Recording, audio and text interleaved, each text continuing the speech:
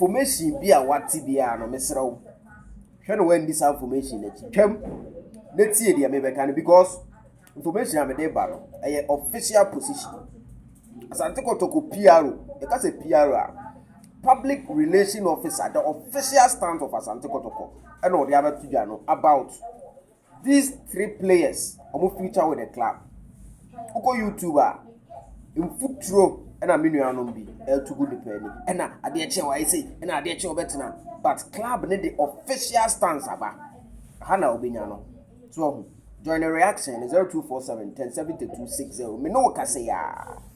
member SCA ya na minya notifications Kotoko ene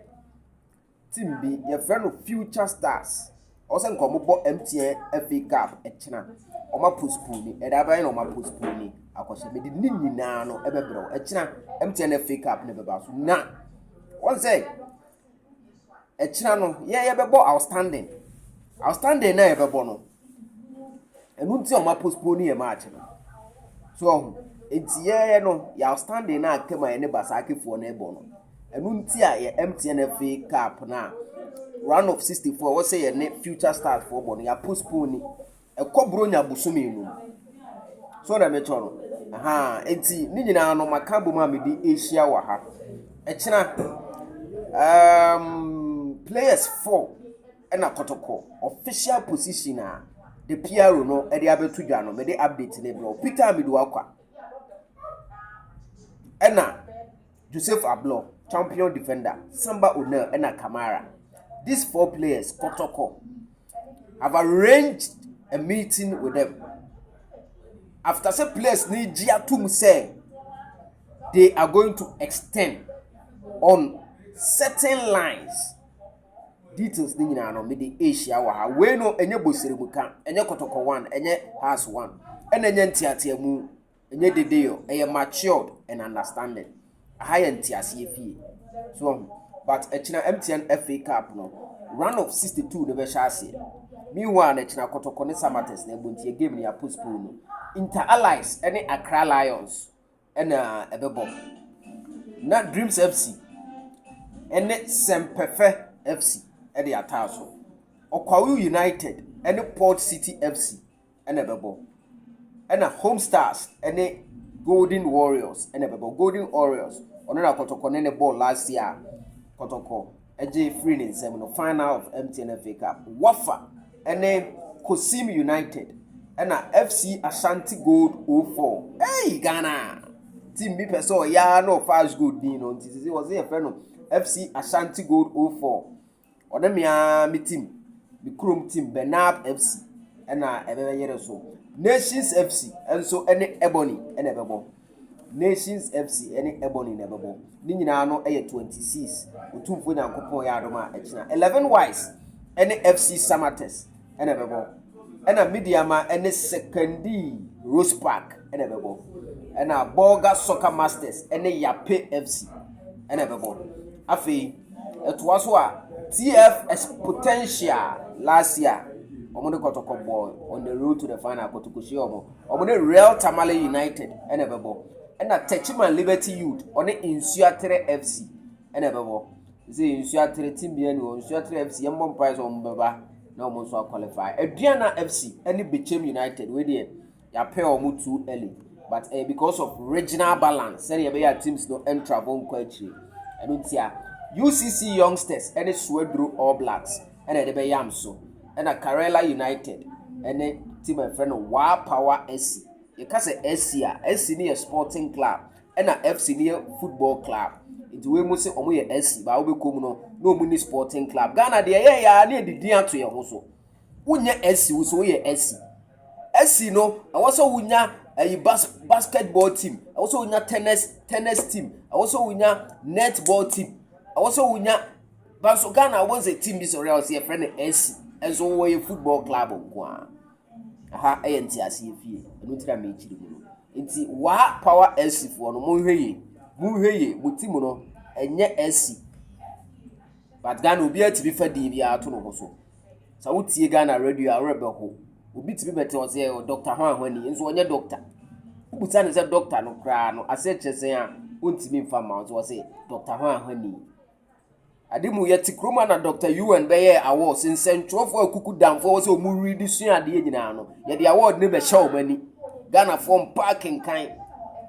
minim se ntwoni bi okuma se na gaga na ba news a ono den oba news a TV ne radio news utimi betena ha be 5 o'clock no ye news and so ye be ban fake award Munyina okrom ha omon parking kan ba ku bi de gaga sana bibia beka bia e na sound nye e na den nye enso ye the fake awards so tu for na ko comment ase ye ko ni now Ho United any Accra House of Folk and bebo Park Academy any Kimfesa first is a mebo no first is we need Thursday there Park Academy was omu Kumasi omune Kimfesa na bebo Northern Zetuna any Victory Club Warriors Tamale City any Brekum Chelsea and bebo Doma Unity Young Apostles na bebo Brekum Chelsea the Mighty Royals Police National any Mysterious Dwarfs DBB United any Brekum Chelsea na bebo and Best Paradise any Seshi All Stars and pem so nyame adoma Thursday dia no na Kotoko dia no so 3rd of December bronya bosome na ne dia ahye enti no house so de ye tu ahye ho House of Folk any True Life and bebo no miensa na God FC any Great Olympics 3rd December no and the beba so let us say next week assembly kan yo Vision FC any Atram Divisa because bronya bosome on how bedwen se bronya be chance bronya next week ya ye bronya bosome mu Future Stars any Asante Kotoko na bebo and also 3 p.m. game no beba so Babara Sports Stadium Future Stars neighbor home but beba so Babara Sports Stadium na Basake Holy Stars any tima your friend no Gold Stars and bebo na Great Ambition any Asanka FC and so the apem so and only MTN FA Cup fixtures are ever so utufo nyankopon ya adoma a free echine koba Kotoko any team my friend Future Stars no it has been postponed to 3rd of December 2025 utufo nyankopon ya adoma and sa game no ever so sa Yesu Kristo maye tosu mienu na mba game no ever so ewo Babara Sports Stadium afei mamemra entiase efie Sarfo Duku the public relations officer or the official position of Asante Kotoko and the players they are negotiating on omu transfer nyoma no abetodwa na answer na mama update when the Ghana Football Association for no launching program be a program no say insurance policy for referees mekra no dibia misua de kanya na binim se referees omudi Ghana Premier League no omuni insurance na referees omudi Ghana Premier League any Division 1 League Division 2 any the Female Premier League no uka omunyina aboma omoye 280 referees na ewo Ghana yema omu edi games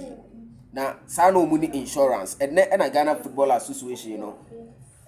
launch insurance policy for omunyina no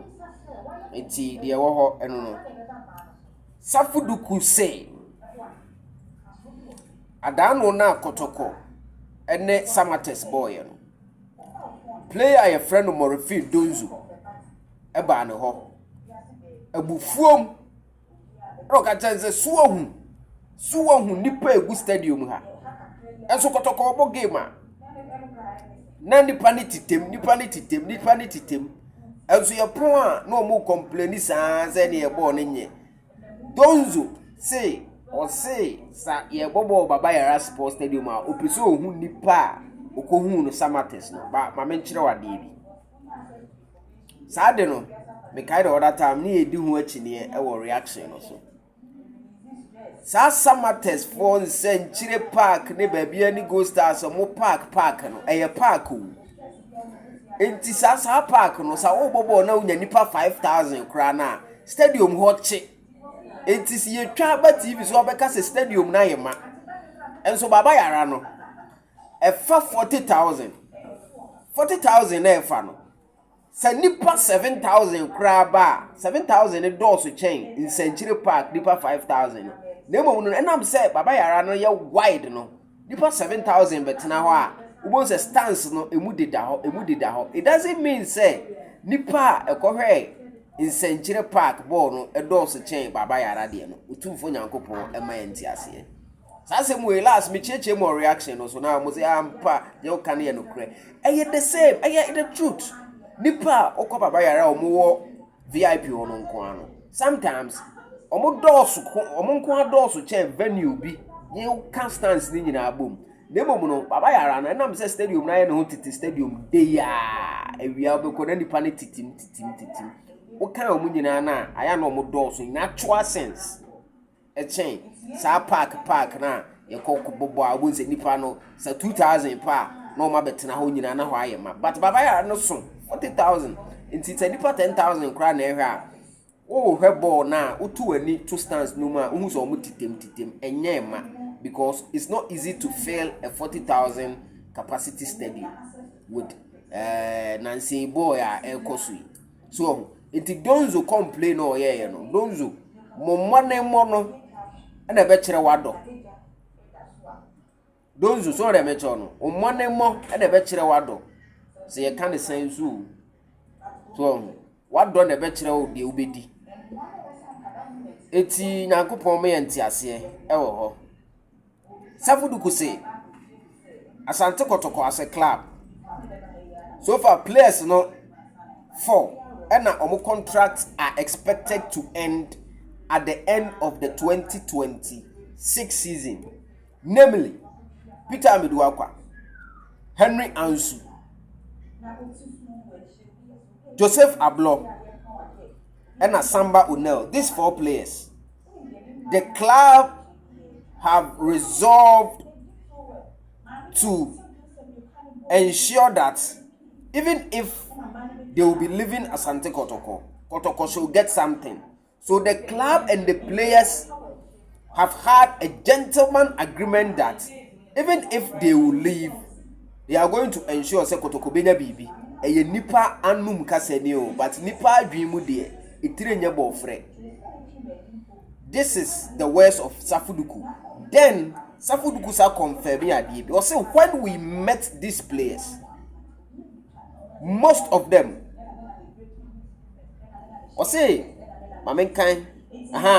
most of them had the ambition to leave, but they want Kotoko to get something when they leave. Brofo na mekan ma men potombra twimu.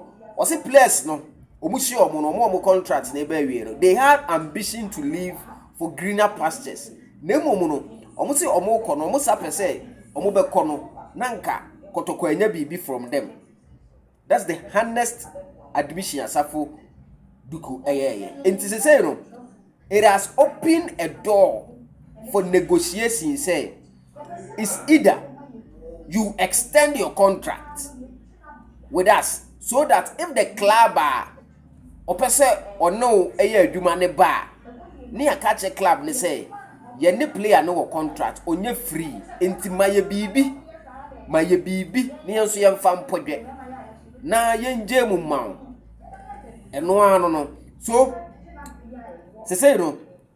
the adena ye ne say between now so 2026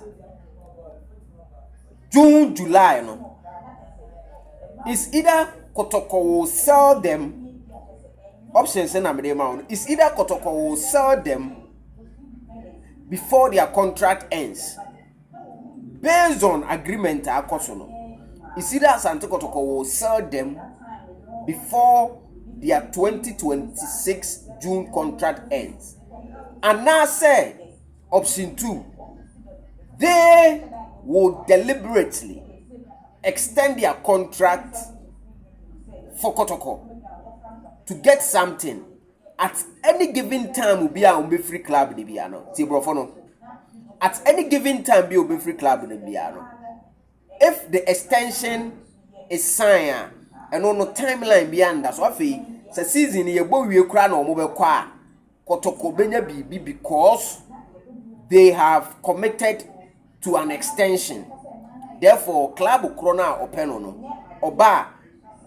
the player will not be seen as a free agent player. Utumfo nyankopon ema yentiase aha yentiase fie enya ntiante mu enye dede yo eje Kotoko one has one a matured and understanding sports ena yedi ihia ewa hase no de bia meka se nimde de se wo ha ne China kra na wo se wokọ na wokope information a yedi bai e madaroma entia enso etore bia ne ani abre na ye kire nsem mu because ade a wo pede unim say ade ni say na tie but wobekọ akọ bie YouTube no wobekọ TikTok no wobekọ social media Facebook no so na manfo aka nsem achiachi anepa aya na ebe ya nti aya na tambia no mani je ho say asem no ba ye de inchirimu na nkasa ebebrew na extension no so de bia ye din komo open platform ne 0247 107260 0247 107260. So the option, no, to say the American, no, I bet you 2 PRO na numtum we official stance of Asante Kotoko. They say players ne pese omoko nemum no so omo be kwa omo pese Kotoko nya bibi. Enti wo player na wo ka se wo pese okoro nemum no Kotoko pese onya bibi from mu no extend it. And I say you better before say o contract ne be so that they all can beat my bem. Now oko tena ho ma 2026 no so now extend na oko free a na chese master untibi medada ampanyifo untibi medada ampanyifo because kroma no nipa nya nkoda sa wo da ma me fancy a enumere Chelsea ni Barca o match ma me fancy a na e be sa ba sisi a